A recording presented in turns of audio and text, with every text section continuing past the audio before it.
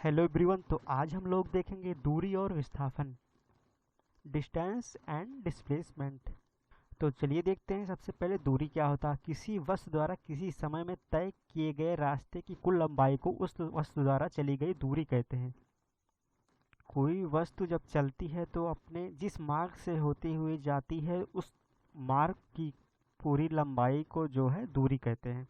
यह एक अदिश राशि होती है। इसका मात्रक मीटर होता है। SI मात्रक मीटर होता है।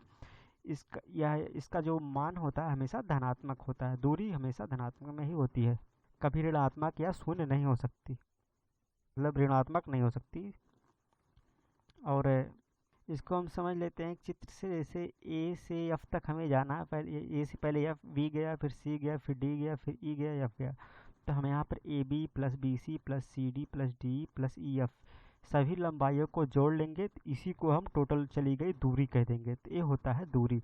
अब आइए आगे देख लेते हैं विस्थापन क्या होता है, यानी डिस्प्लेसमेंट। एक निश्चित दिशा में दो बिंदुओं के बीच की लंबवत या न्यूनतम दूरी को विस्थापन कहते हैं। यह एक सदिश राशि होता है। एक यहाँ पे दिशा की बात हो रही, जहाँ पे दिशा की बात हो रही वहाँ हो जाता है सदिश राशि। हमने अदिश और सदिश राशियों को एक्सप्लेन किया है। इसका मात्रक मीटर होता है। विस्थापन जो है धनात्मक, ऋणात्मक और शून्य भी हो सकता है। दूरी होता है केवल धनात्मक हो सकता है, या अगर कुछ नहीं चली गई हो तो शून्य हो सकता है, लेकिन ऋणात्मक नहीं हो सकता। लेकिन विस्थापन जो होता है ऋणात्मक भी हो सकता है। आइए इसको चित्र से समझते हैं।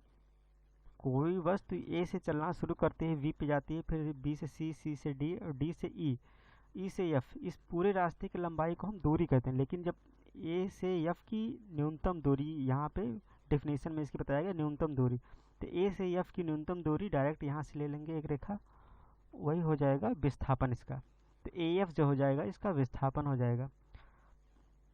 तो यहाँ पे ऋणात्मक या धनात्मक कब होता है? धनात्मक तो होता ही नॉर्मली शून्य, जब कोई वस्तु चले और पुनः उसी स्थान पे वापस आ जाए तो शून्य हो जाता है, विस्थापन शून्य हो जाता है। और जब object origin of position axis के लेफ्ट साइड मूव कर रहा हो तो विस्थापन ऋणात्मक होता है। कह सकते हैं कि जब विस्थापन उल्टा हो रहा हो तो विस्थापन ऋणात्मक होता है। ठीक है, तो ये हो गया। आज हमने देखा दूरी और विस्थापन के बारे में। तो अगला शार्ट नोट्स आपको मिलता रहेगा, तब तक हमारे साथ बने रहिए। All the best.